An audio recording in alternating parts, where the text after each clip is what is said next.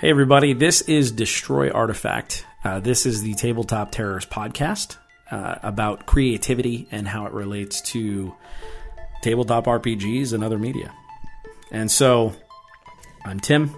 I'm here as always with James. We have the YouTube channel Tabletop Terrors, but we're also founders, part founders, quarter founders with cheese.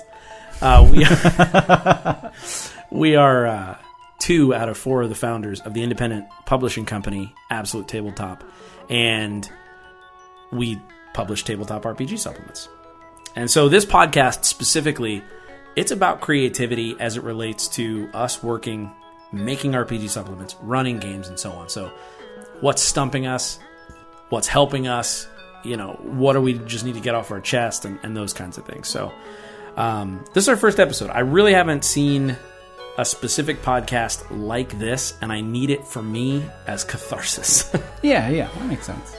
So it's just going to be talking about what works for you creatively, what doesn't work for you creatively.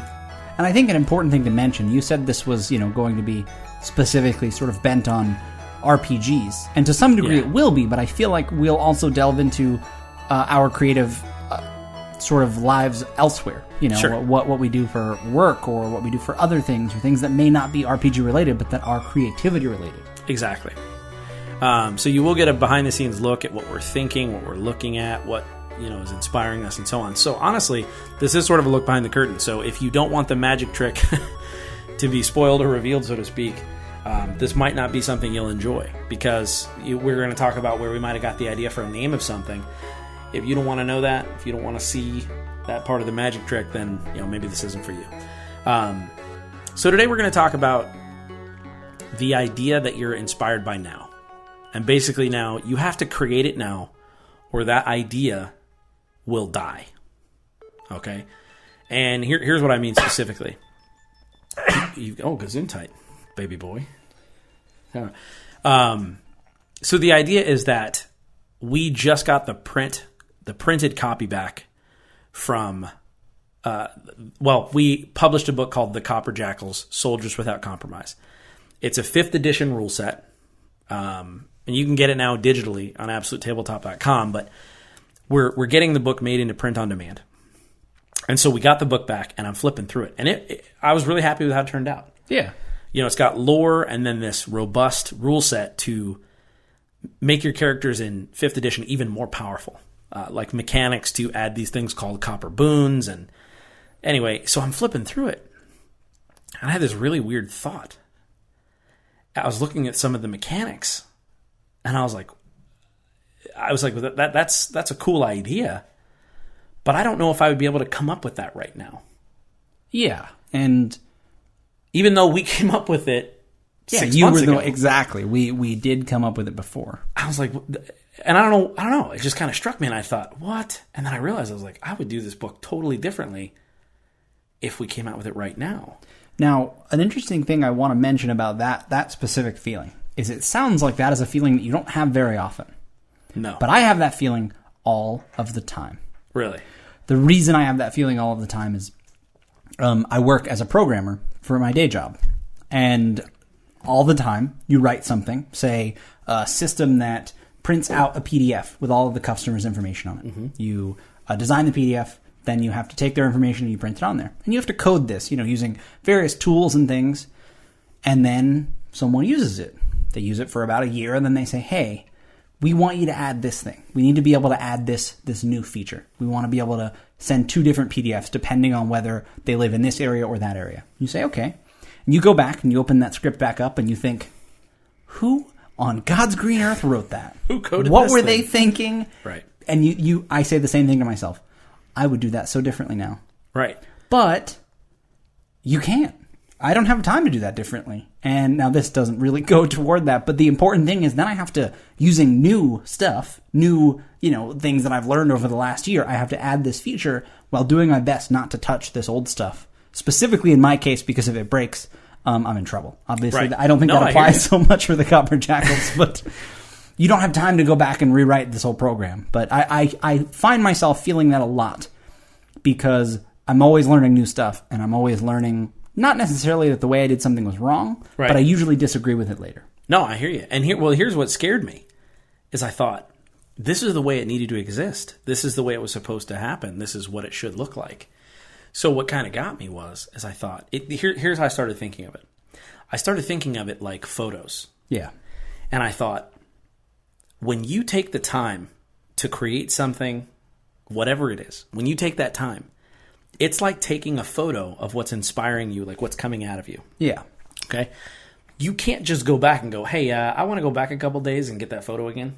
Exactly. It'll never happen. It'll never happen. And I thought, it made me really start to think about making sure that I'm being more creative more often. Because I would say I could grab a writer by the neck, by their collar, and I could pull them into a room and I could go, give me all your notes of stuff you've never written. Yeah. We go back, I pull up, and I'm like, all right, this is from a year ago. Tell me this story. I don't know, it was a guy, I think he had like a, hold on, no. It was, it was a guy and his son, and it's this, like, scattered trying to, like, recount what happened. Exactly, they're trying to remember it. Right. All this stuff they clearly didn't write. Right, because the photo wasn't fully taken. It was like a sketch or something. I don't know. Analogy falling apart here. A better way to do that is it was a small portion of the photo of a beautiful landscape. Perfect. He took a picture of the tree, and you're like, dude, if you just moved the camera a little, if he backs up a little bit, I would have seen at least the edges of the mountains there. Right. And so I just started really thinking about it, and I was like, listen, and I'm telling you, this is to anybody out there, because we do a lot of writing consistently because we're trying to get more, RPG supplements out. And we've been running more games and stuff, so if you don't create it now, it's going to die. And you might have these little notes, but I'm telling you, the idea, the life, the essence, that esper within the thing is going to dim out, and it's not going to be what you think within the go thing back. And within yourself to do it. You won't ever feel as inspired by it, or at least I don't usually. If I'm really inspired, that's different than thinking the idea is really good. Right. Especially with those very small sketches of like, okay, so there's a guy, and what if he was really an alien? And that moment, because you have this rich tapestry of ideas that you aren't writing down. On paper, this guy's just an alien. When you come back a week, a month, a year later, you think, why did I think that a guy that was an alien was cool? Right. Because the life is gone. Right. The peripheral cool inspiration, the imagining the scene with his wife where she finds out, or all these things that you didn't necessarily write out. But you had in your mind, and you were like mulling over in the shower and while you're on your commute to work. That's all gone now. Exactly. And I just thought about it. I was like, man, this is huge. So it's important to work now. Yeah. If it's always notes, and if it's always, hey, I will, hey, I'm going to, hey, I'm going to be doing this, that, and the other thing, you're never going to have anything that is a clear picture of what you are really capable of. Exactly. And it was sobering. It sort of woke me up, because I thought, I have email boxes full of notes that have never been written. And I thought, I have to start, if I'm inspired by something and I think, that would be really cool, I have to do my best to at least put it in the pipeline of something to fit in one of the supplements we're working on, or a game I'm running, so that it can exist as clearly as I'm imagining it now. Exactly. And even if it doesn't, we have the benefit of working for a publishing company, having founded a publishing company, but not everything we might write will make it into a book. Right. But writing it is important because it's practice. Right. Even, basically, you have to write what inspires you now because it's practice for writing what inspires you later when you have a reason to write. Right. If you don't write now, you're not going to write later. It's always going to be, like you said, the notes. But if you write, then you'll think, oh, man, that felt really good to write. I know nobody read it. And then you write, but as long as you have it written, something more than a little bit of notes, you can always go back to it and use it because you put the idea, the life on the paper. Right. Instead of letting it die and only having the notes left. That's true. And, I have not met an artist or seen an interview or heard of an artist that didn't hate their own work. Yeah. And I don't mean it in a way that's like, they're like, I will never paint again. But it's like, there is a through line with creative people that they can't see it the way that others see it. Exactly. They may know that people love it. I mean, famous artists know that people love it. But that doesn't mean that they love it. Right. And this is going to sound strange, but I think that in any way you can make it exist. So this idea you have for the guy as an alien, at least work through the idea. Okay, boom. NPC in your sci-fi game. Exactly. Find a home for this thing. Yeah. Because if not, it's going to die in your email inbox. If you ever even look at it again, it's going to die in your mind, which is even more of a tragedy. So I just kind of wanted to start off things by saying, listen, if you don't create it now, it will die. And even if it's still technically alive, if you have these notes, it's on life support. It's not the vibrant idea that inspired you it once was. And the longer it sits, the more stagnant it gets, until eventually it doesn't even feel like your idea anymore. You're looking at it, you're like, oh, what did I mean by this? Exactly. And then it's sort of worthless unless you can revive it somehow. And on the flip side, I don't feel like there's a much better feeling as a writer than writing something, not letting it die, but coming up with something, even if it's a short story or just fleshing a scene out of a book that you have an idea for, and then forgetting about it and coming back 6 months or a year or 2 years later and reading it and thinking, I wrote this? I love this. Yeah, that's true. I have done, that has only happened to me 1 or 2 times, but you come back and you read it and you're like, I love this. You're just like, this is for me right now. And you wrote it. And that is just an amazing feeling. But you'll never get that, I don't think, with notes. You'll never come back and think, I came up with that one sentence. I love that. Exactly. Because you didn't put the idea out there. You didn't breathe life into it. You let it die. Right. And it's just not the same. It's not. So that's an idea. The idea is that just do something with it. Whatever it is. Even if you go, put your phone on, record yourself and just narrate the idea. Just be like, yeah, and then this guy does it. Because even then you're capturing the life of it in a way that's different than just letting it die. Than writing one line about the notes. You're at least capturing some of the tone and some of how you feel about it. Exactly. And so don't lament too much, but think about the fact that, what was the thing that inspired you 2 years ago? Your best idea 2 years ago. Does it exist? Can I experience it? Did your players experience it? What about a month ago? Are you onto a new thing already? Exactly. Make sure that you don't live in the world of feeling the high, the creative buzz of thinking about good ideas. Exactly, yeah. It works. It hits the same morphine button in some ways as writing a good story. And to further that analogy, it's a little bit too apt, I think. It's just like morphine or another narcotic. You'll slowly need more and more and more, and eventually you'll find that that's all it is a buzz. You'll never feel the real feeling of, I made this and someone else loves it. Right. Because you never made it. Even if you go tell people about your cool idea, most of them will say, that's really cool. Come back to me when it's, fleshed out. I'd love to read it. That will make you feel good. I was going to say, just talking about it to your friends and creative collaborators or infrastructure, whatever you have, like a writers group, whatever, just talking about it over a moons over my hammy at Denny's also is sort of like an advanced version of just thinking about it. Exactly. Because you get to see their reaction, you get to see them like it and talk about it and all that stuff. So again, this is the land of creative deception. Yeah. Unless that's all you're aiming to do. If all you're aiming to do is just make yourself, enjoy your time thinking about it and tell your friends, then that's fine.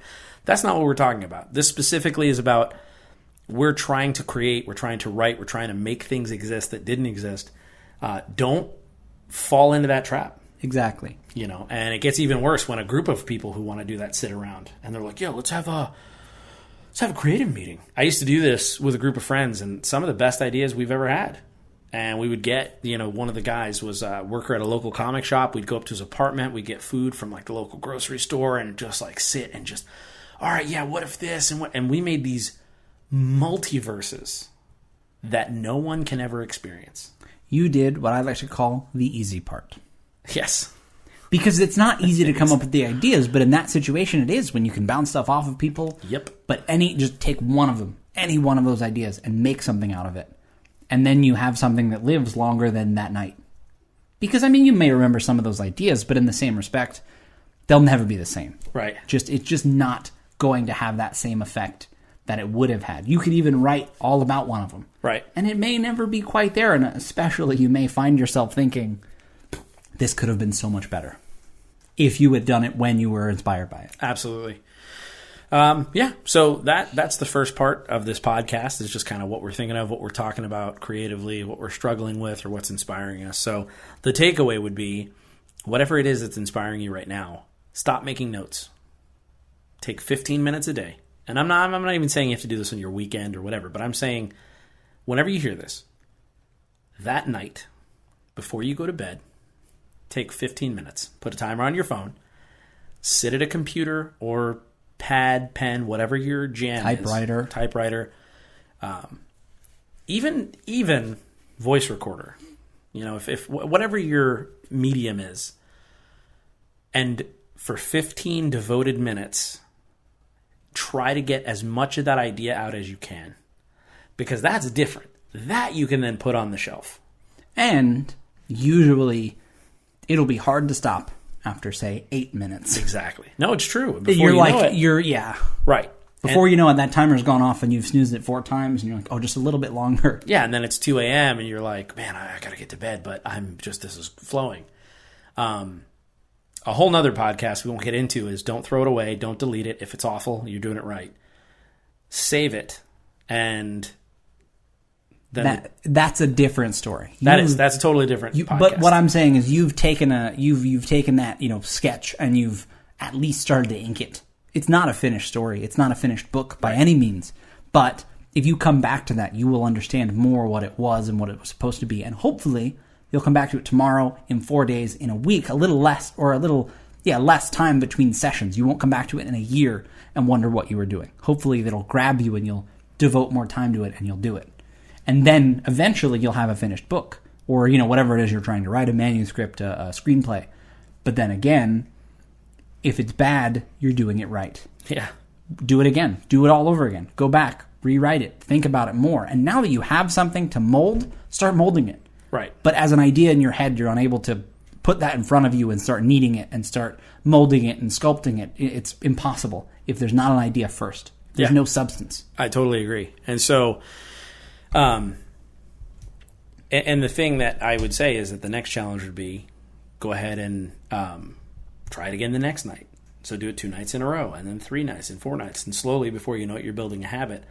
And you're a writer. You're not just a thinker.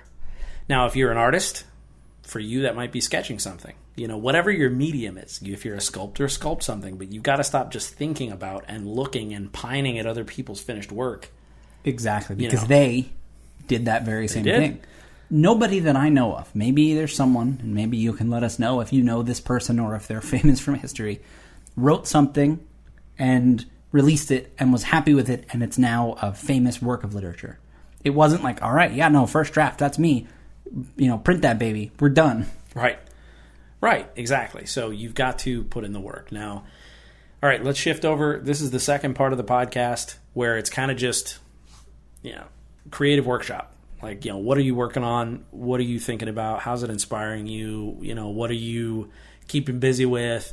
Just kind of working through, talking through, and just making it a conversation. And for you listening, kind of hopefully peripherally, this will kind of stir you, give you some insights, and we want to hear from you. Comment on this.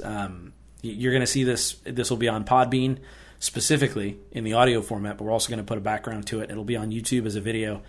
So yeah, jump in the conversation. So, James, is there anything in particular? Because I'm super putting you on the spot. But I super have something. Okay, good. So what is keeping you busy creatively? What problems are you hitting with it? What's going on? So a long time ago, I say a long time ago, about a year ago maybe, I was just learning about the Fate Core RPG system. It's a very story-driven style of system, and I was interested in learning it, but then I decided to start sort of writing something up, a sort of a module or a little adventure I wanted to run.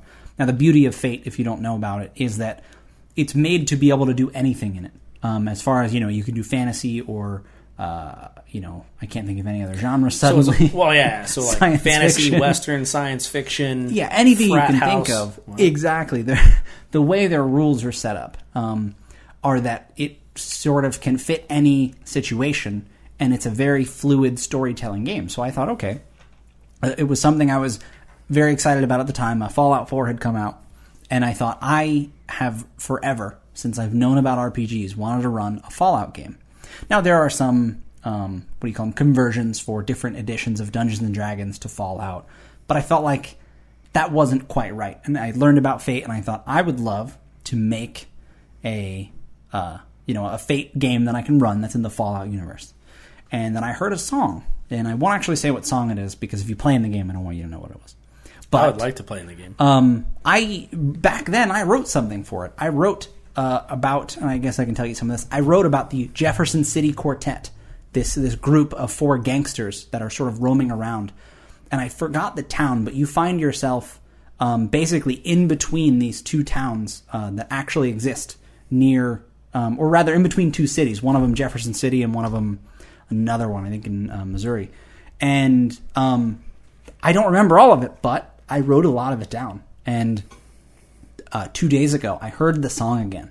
And immediately I was like, oh my God, what have I been doing in my life? I got to go back and finish that.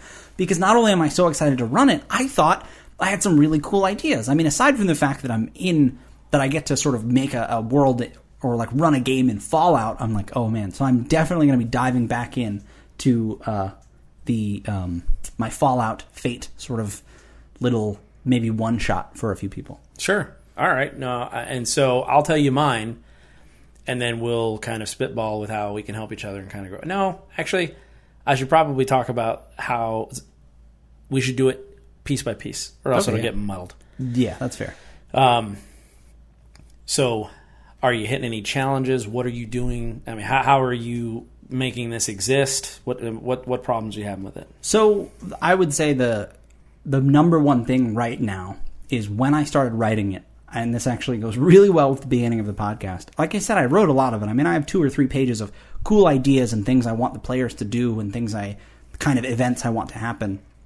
But I was in a very different place then, specifically as far as knowing how to run a solid, RPG, tabletop RPG game without, say, railroading or being too obvious.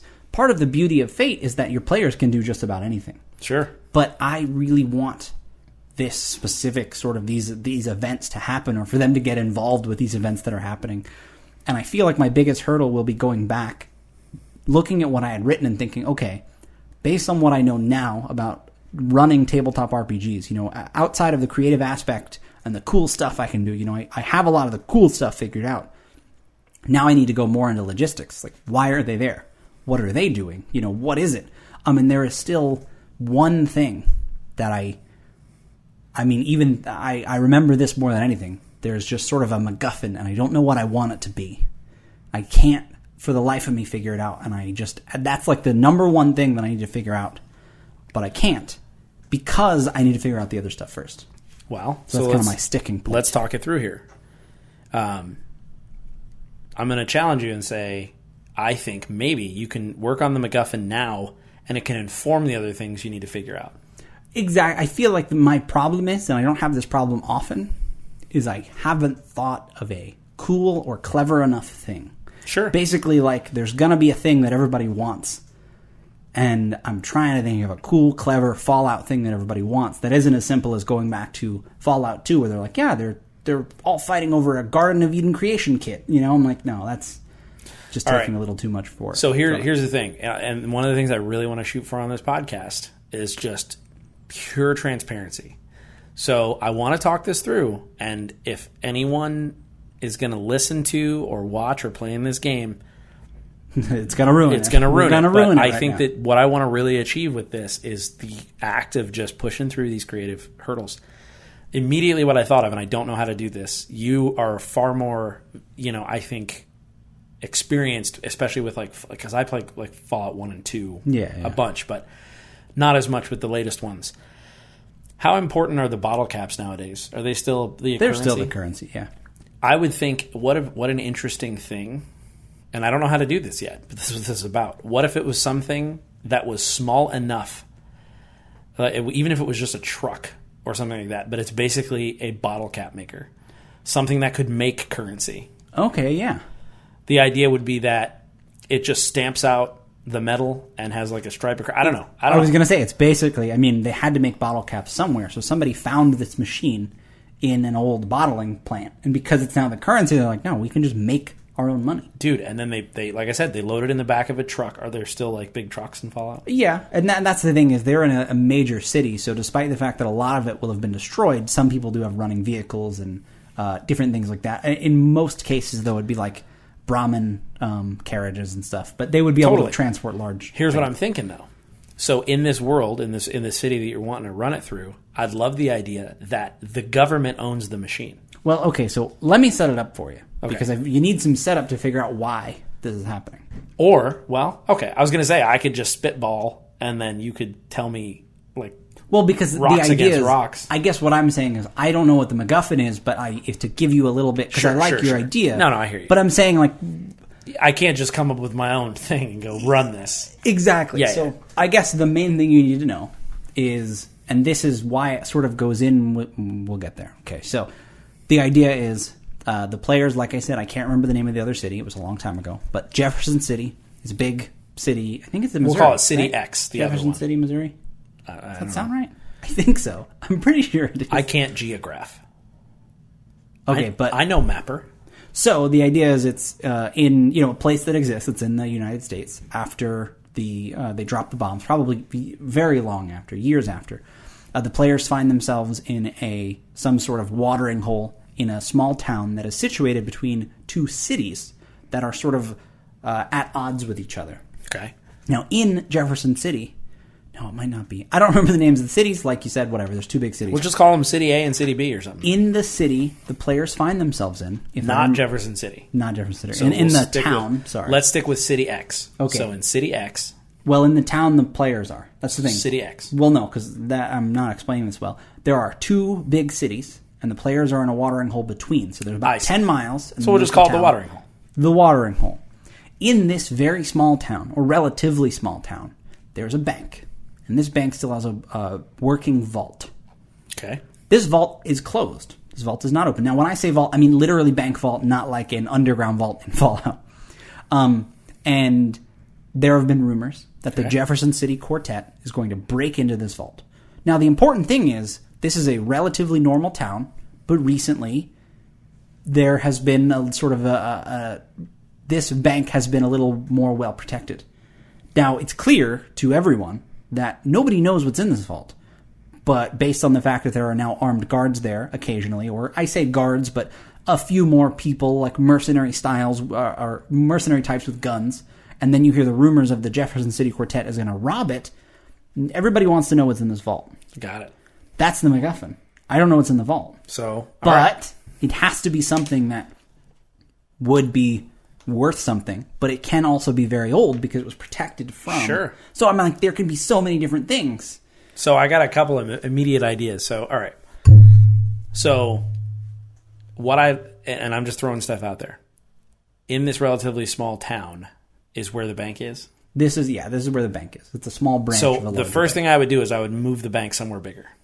Well, the idea is it is almost literally, and I mean actually on a map. Not to say no, but the reason it was chosen is because I wanted it to have little to do with the actual players, but I wanted them to be there. Perfect. But the idea is people from both of these cities are coming more or less at the same time for this bank. The tone of the one shot was you're stuck in the middle, we'll say. Perfect. It was like everybody suddenly is converging and they find themselves here. What do they do? Here's what I think would be interesting. I think that it would be interesting if one of the cities, or maybe both of them, is traversed by this truck that is a waste management truck. Okay. Now, inside this waste management truck is the bottle cap maker, right? But it has a specific route that it goes to discreetly to pick up and drop off currency in the major cities. Okay, yeah. Disguised as a waste management truck. Yeah, that makes sense. Okay. Now, here's the thing. There are plenty of waste management trucks or something. Just go with me here. But to make this work, what it would be is, say there are at least 3 or 4 waste management trucks all making stops, and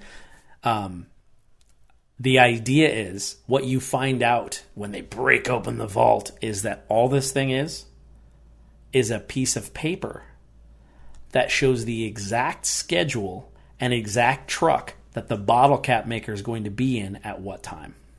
Okay, yeah.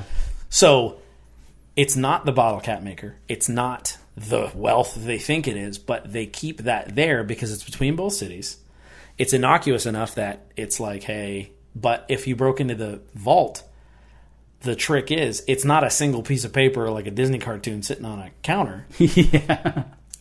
Paper probably isn't that prevalent in Fallout. Yes. Right? Absolutely. So I think it would be cooler if this schedule was somehow etched, sketched, scribed, scrawled into another interesting object to make it an actual MacGuffin. Yeah, yeah. So what is a seemingly like innocuous, normal, you see them all the time, pick them up off rad scorpions. Like what is an object that's like the players would be like, what?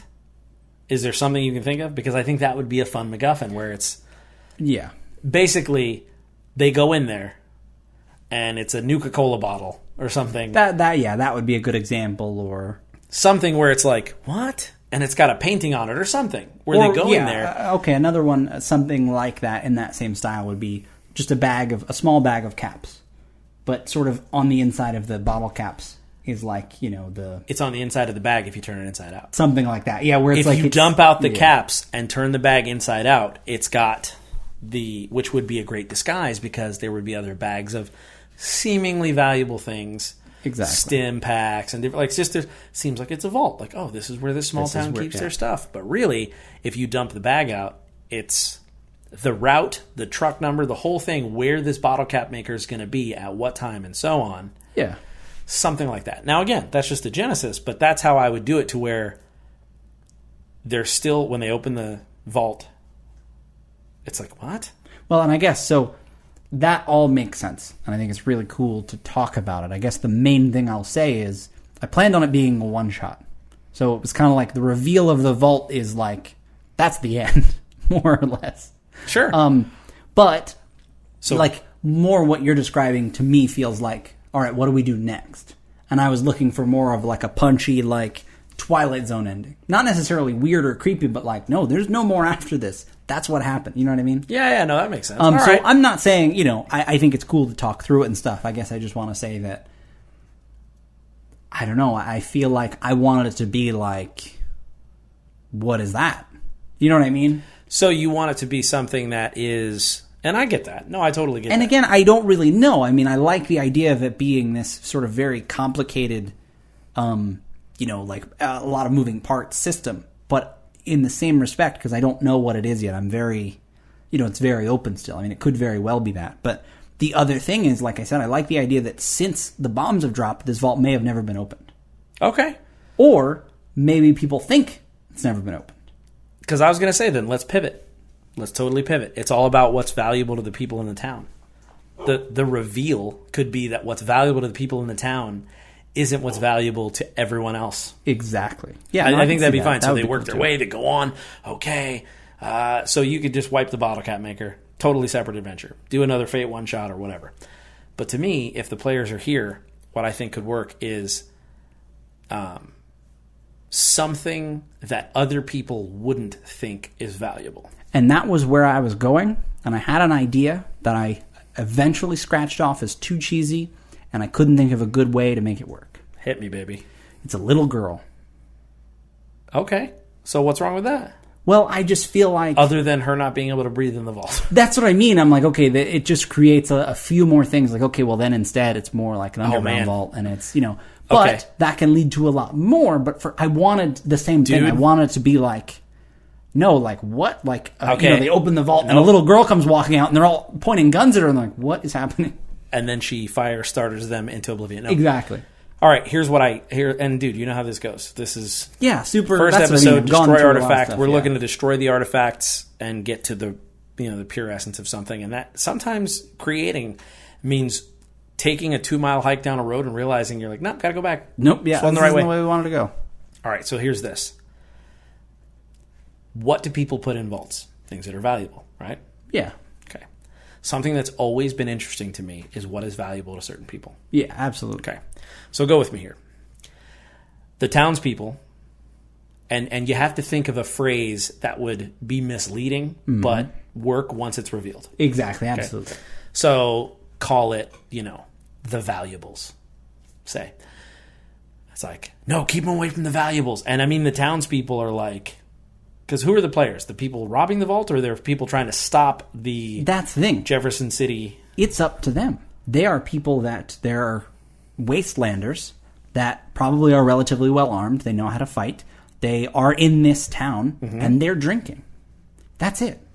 Now, that's the important thing. They hear about it. They are one of many groups that hears the rumors of, in this case, the valuables. Well, here's so it's up to them. They could steal it, but they're going to have to worry about a lot of other things. Give them an opportunity. What you do is you give them the opportunity, the players. They're in there drinking. And perhaps, however you want to do it, basically someone comes into the bar and says, basically, we're going to rob this place. Yeah. Anyone who tries is going to get shot down.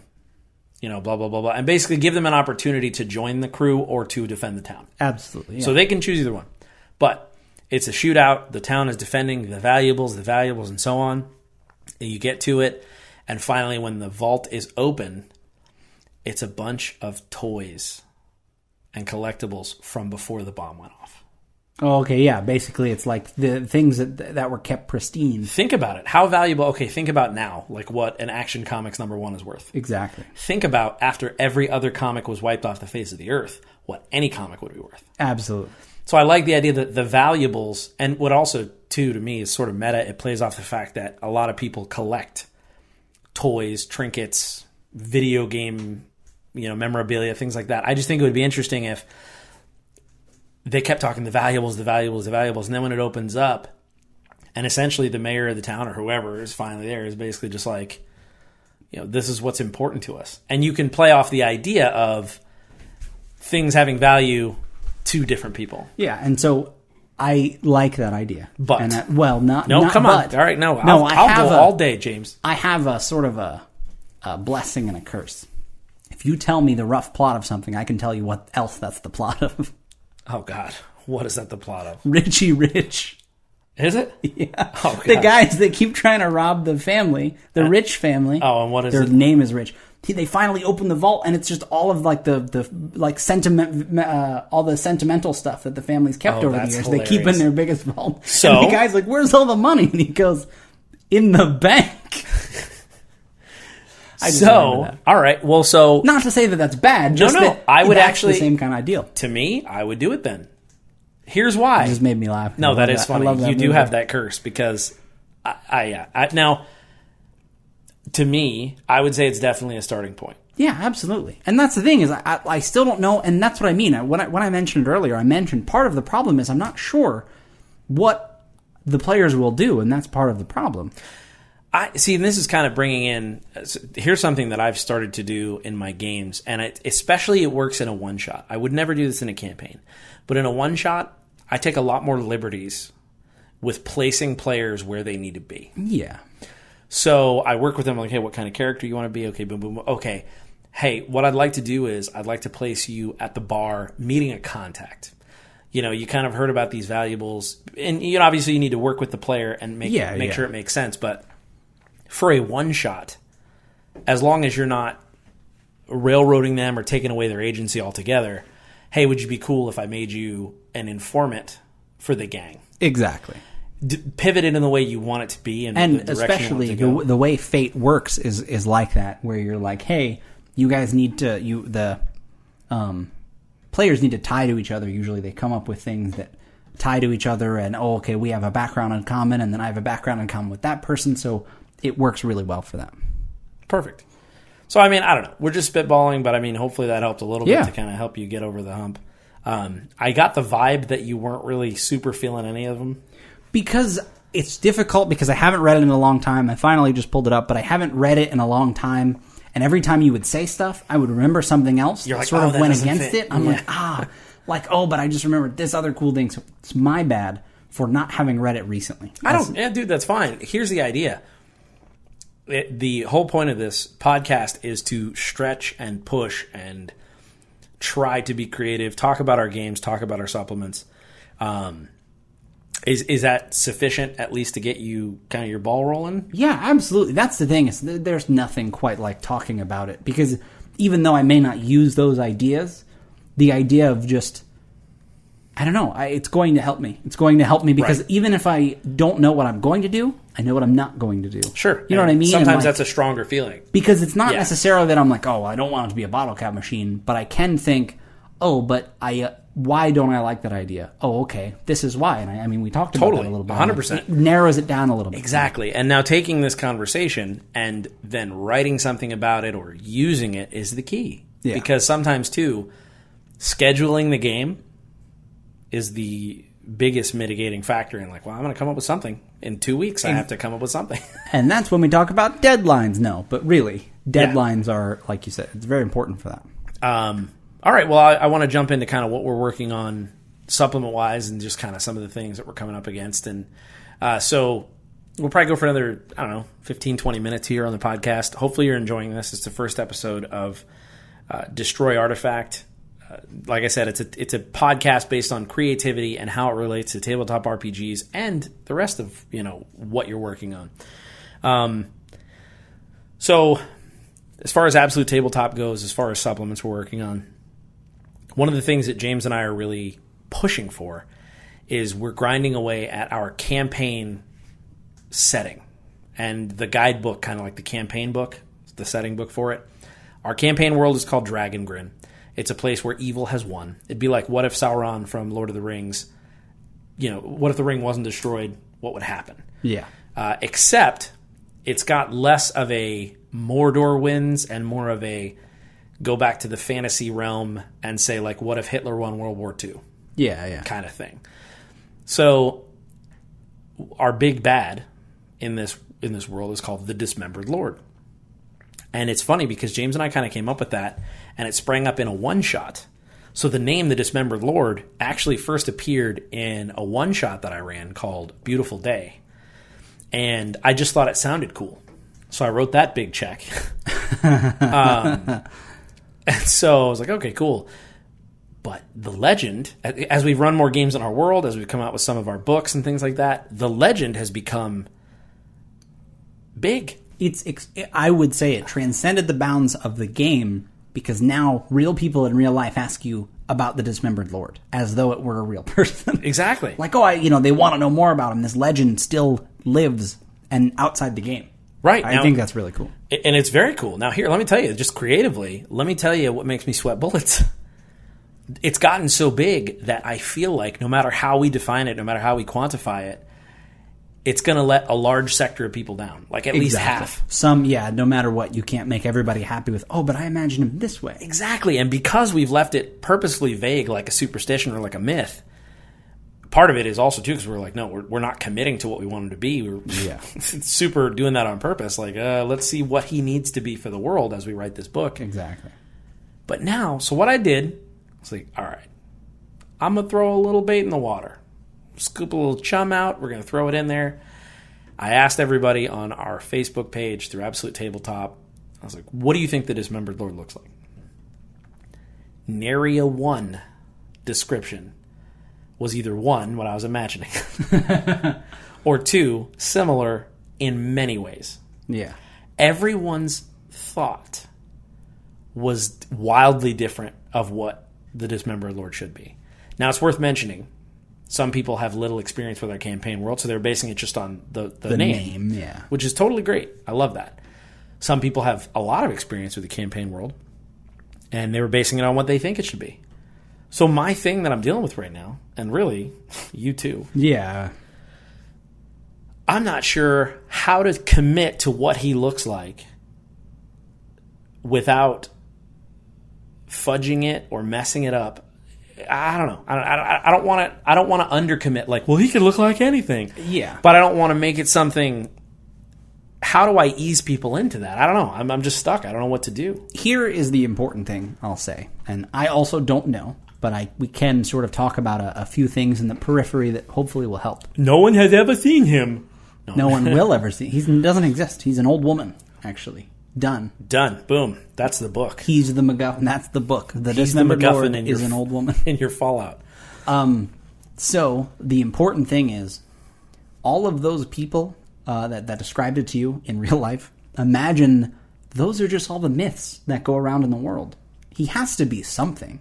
And it doesn't matter if it's not what they expect. That's the beauty of it. They don't know what to expect. I mean, they might expect this crazy, terrible thing, but imagine that it had already been created, but you didn't tell them what it was. You knew what the Dismembered Lord was, and then you introduced it in A Beautiful Day. And then you talked about it more, and it's in our Dragongrin campaign, and it's, people talk about it, and it's going to be in the new book. What would be different? Well, you couldn't change it. I mean, it's already done. And in the same respect, I mean, while we don't actually know what it is, treat it that way, because in the game, he does already exist. If he was one thing before, he can't be a different thing now. The reason I mention that is because, like I said, we haven't described him. So it's not necessarily on us if the legends that people tell about him are different. Right. Because it's like, no, I mean, that's what he is. I mean, he is what we come up with. No, that's true. The other beautiful part about a tabletop role-playing game, say, instead of something like a novel, if you wrote a novel about him, people might be sad, like, oh, that's not what I thought, and I don't like it. Well, if somebody doesn't like something in our campaign world, but they want to run it, they can make it whatever they want. That's the beauty. They can make the Dismembered Lord exactly to their specification and use our description as the myth. One of the myths that people tell, along with anybody else's from the group. Sure, and that's actually a really good idea. I also think, too, I really am feeding off of what you're saying. We have multiple regions in our campaign world. I would love it if we take different concepts that would be more heavily influenced by the lore and culture of that region. So for instance, let's say that in our land of Bismore, that's sort of like Numenera inspired, like Australia meets Numenera kind of thing. They would probably have a different culture. Like, what would their boogeyman be? Exactly. What is their bad thing? And it's like, I think that would be, part of what colored their descriptions and thoughts of the Dismembered Lord. Exactly. So I think that a good, solid description from us of what we think, and then maybe some regional things of like what he's called and what they say. Like some in Bismore say that he has a dismembered floating head similar to the curry of their region, or whatever. Exactly. And it's that sort of thing where he has to be something, and I don't think we should worry too much about what people will think, because he has to exist. Like you said, no matter what, you can't make everyone happy. Sure. But that's part of the other beauty, is they can make it whatever they'd like it to be. No, I think that's great. And with enough of a commitment from us to say, here's our vision. Yeah. Because I think that's the other thing, too, is what we're doing when we're making this book. It's called A Dead Man's Guide to Dragongrin, or just Dead Man's Guide to Dragongrin. What we're doing is we're making what we're calling an atlas of inspiration, which is we're not just going to tell you, okay, here's a history book to memorize if you want to run games in our world. Exactly. I really have come to dislike those. But to me, I think it's important that when you use this book, what we have said the Dismembered Lord is only as important as you want to make it in your own campaign world. Exactly. And acknowledging that as the authors of the book and saying, here's what we imagine it as, but what's your Dismembered Lord look like? And give people the tools to customize it to a degree with other legends and ideas. I think that's a good balance of committing to what you think he looks like to you, but then encouraging them to say, what does he look like in your world? Exactly. And I would say even broader than that, as far as the Atlas of Inspiration goes. Not only can you take that and, run games in Dragongrin and change the Dismembered Lord, or change, who won, or whatever else you want to, you can also, using this book, just read through some of the plot hooks we have for some of the areas and just pick that out. Don't use anything else Dragongrin. Just take whatever that plot hook is and use it in your world. Or take a location and just take the basic idea and use it in your world. It doesn't even have to be Dragongrin. It's just inspiration for whatever you're doing then. Whether it's running a game or, trying to come up with a campaign or building your own world. We just want to give you all the pieces that you can put together and use the whole puzzle. Yeah. Or you can replace bits and pieces of if you want. I love it. And that's what we're going for. So that's the thing. And I think that this has helped quite a bit. Kind of saying, okay, being brave enough to say, all right, well, this is what we think he looks like. One of the things that I've always believed since I've learned about Star Wars and since I learned about, I think I might be pronouncing his name wrong, but I think it's Ralph McQuarrie. Forgive me, help me. I think it's Ralph McQuarrie, but Ralphie M. Ralphie M, who recently passed, which is like a bummer. But the thing I see when I see his conceptual art, the concept art he made for the original Star Wars film, I realize what a big part he had to play in the look of everything we consider to be Star Wars. Yeah. And I'm going to take a big leap, and I'm going to say that I do not believe for an instant that Star Wars would be even half as successful if he wasn't such a pivotal part in creating the look of the world. Exactly. And that's why this was hanging so heavily over me. Because if you look at his sketches of Darth Vader, he's the one that suggested that he wears a mask. Mm-hmm. You know, if you look at the X-Wings and just all the different things that he painted, the film beautifully renders them in their own style. And props to George Lucas for having the structure for him to work in. Yeah. It's very much symbiotic, but that's why I was like, man, the reason why Darth Vader is so iconic, obviously James Earl Jones' voice, obviously the story, but that look. Exactly. And I was like, you got to try to figure out, what does your dismembered Lord look like? So anyway, just kind of wanted to share that because that's why I've been so big on like, well, what does he look like? Because I think that's important to a lot of people. Absolutely. So anyway, this has been the first episode of Destroy Artifact, creativity podcast as it relates to tabletop RPGs and other mediums. What did you think of this episode? Did you enjoy it? It's not going to stop us. We're going to keep doing it. But we're just curious to know what your thoughts are. Yeah, what would you like to hear more of? What would you like to hear a little less of? What would you like us to expound upon? What do you guys want this to be? We can talk about whatever we want for as long as we want, more or less. But we like to cater as much as we can to you guys within the scope of creativity and tabletop role-playing games. Absolutely.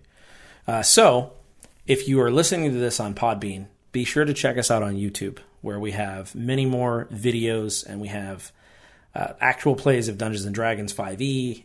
We also have tips, tricks, inspirational videos, etc. If you're listening to this on YouTube, be sure to subscribe. Make sure that you're getting all of these videos.